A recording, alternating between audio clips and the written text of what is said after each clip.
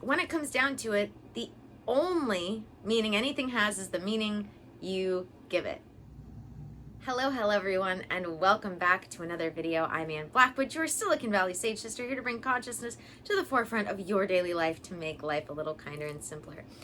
And today I want to share with you this very, very important tip when it comes to self-help, spiritual teachings, life in general, and that is that the only meaning that anything has is the meaning you give it.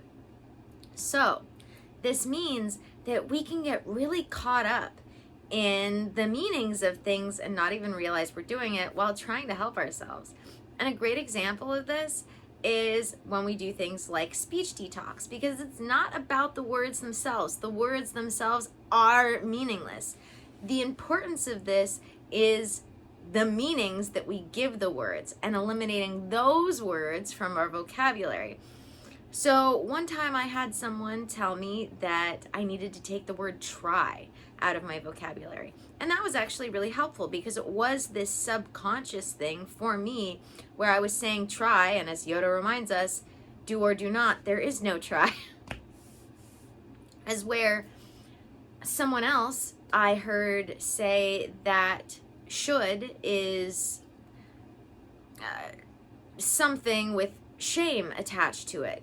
And in the nuance of it, if you just take should out of your vocabulary, that can actually not be beneficial because there are things we know we should be doing, and that can be a really great reminder. Now, saying after the fact, I should have done this, I should have done that, I should have done this, I should have done that, you want to eliminate that from your vocabulary to a certain degree, because dwelling on it isn't going to help. But the word should can actually be helpful to you because it can give you the learning part of mistakes. So knowing I should do this could propel you forward into what you need to be doing, because you're reminding yourself, you know what, I should be doing this. Or after a mistake, you could remind yourself, I should have done this. So now I've learned from it. So it's not should.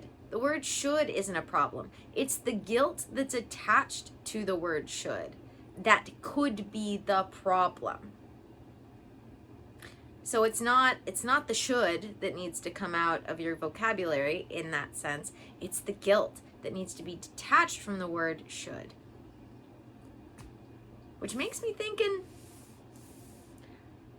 I might do a new speech detox workshop, an updated speech detox workshop with all of this in mind. I don't know. Tell me what you think in the comments. If I did a new speech detox workshop, would you want to join us? It'll be over on Patreon, and we'll do I always do a Zoom call with everybody for free. Patreon members included, and then often if you're on my mailing list you can get in on it, and then the replay is posted on Patreon. So if I did a speech detox workshop with all of this in mind, would that be something interesting to you? Would you be interested in that? Anyway, so we want to be very careful, because when it comes down to it, I realized what happens is that the teachers that offer these profound teachings often forget that those just coming into their teachings are not as aware of the nuances, are not as capable of teasing out all of the nuanced possibilities that are available to any particular teaching, are important to understand with any particular teaching. And so these sort of blanket ideas get put out into the world to try to help people by teachers far advanced than their students, and then their students end up really doing the opposite of what they're supposed to be doing with the teachings, by end up, holding themselves back rather than propelling themselves forward, because they don't understand the meaning that the teacher has given to the statement. They only understand the meaning they've given themselves to the statement. And this often happens just because things aren't explained very well, or that students aren't willing to ask the questions, because they're just not practiced at thinking about as many perspectives, coming up with as many perspectives all at once as those deeper into the spiritual teachings. So yeah, the next time you find yourself struggling with something that should be helping you, ask yourself, is the meaning that I'm giving it maybe not the meaning it's meant to have? Am I getting too caught up in, I don't know, brain fart, can't think of the word. Am I getting too caught up in what I think it is specifically? There's a phrase for this. Oh my goodness, why am I having such a hard time with this? Hold on. Give me 2 seconds. Now I've got to go ask. Taking things at face value. That's what I was looking for.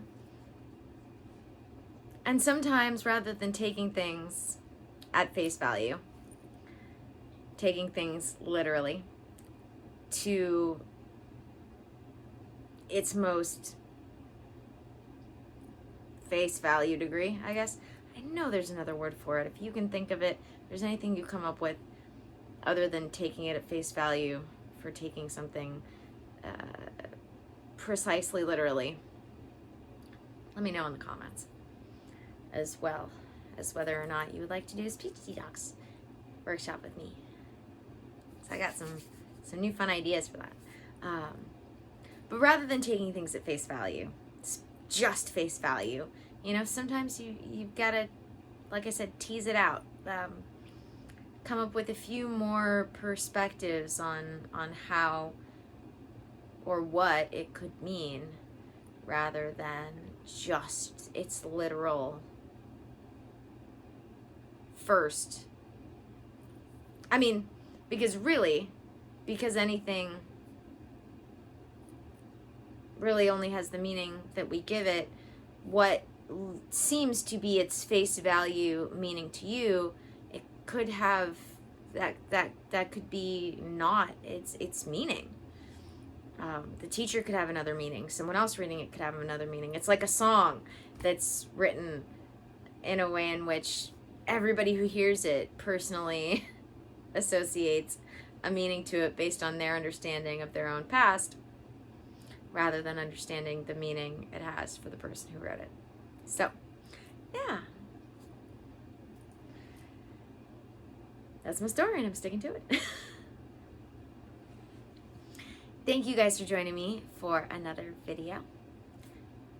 Don't forget to subscribe if you haven't already. Don't forget to check out the links in the description, including Patreon, where I have many mini-series, workshops, videos, journal exercises, guided meditations, my intuitive lifestyle course, which round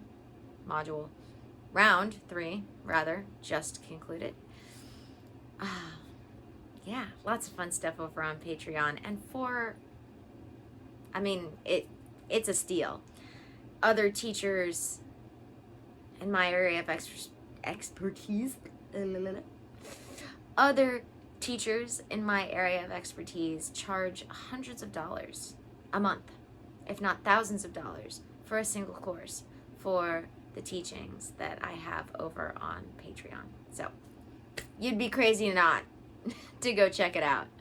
You can get my Awakening tier for as little as $11.11 a month. And the tier I recommend to everybody that I don't know is the next one up, which is just $23 a month, and that gets you basically everything my Patreon has to offer. And then if you're awake, not woke, if you're red-pilled, if you don't know what that means, then you're maybe, possibly not. But if you are a awake, not woke, red-pilled person, then you'll want to check out my Sanctuary tier. Sanctuary of the Awakened is my little VIP group that gives you access to everything my Patreon has to offer and the Sanctuary content. And then there's the Enlightening tier, which gives you everything my Patreon has to offer except for the Sanctuary content. But what it adds is a once-a-month session with me and Voxer direct messaging. So, yeah.